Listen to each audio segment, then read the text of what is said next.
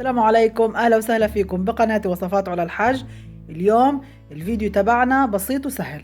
حنشتغل الحليب المكثف المحلى بالبيت، حعمله معاكم بنفس طريقة الجاهز، حيطلع معاكي تحفة. وكمان بعد هيك حنستعمله لوصفات كتيرة، فتابعوني بالفيديو نشوف كيف طريقته بكل سهولة وبساطة.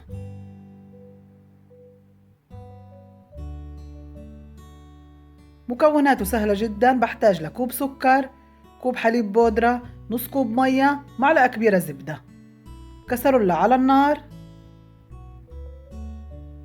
بضيف كل المكونات مع بعض، الحليب والمية والسكر والزبدة، وبقلبهم. الآن إيش الفكرة؟ بدي أضل أقلب فيه. بعد ما يغلي بهدي النار وبضل أحركه 10 دقايق، ما أسيبوش عشان ما ينحرقش ولا يلزق، لحد ما يتكاثف تماما وحيقل حجمه تقريبا للنص. هيك تمام، شايفين كيف مش ملزق؟ لأنه ضليت جنبه أحرك فيه. هيك بعد ما مر 10 دقايق جهز، بتركه لحد ما يبرد.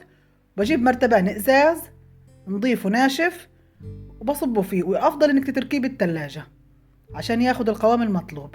حياكم الله.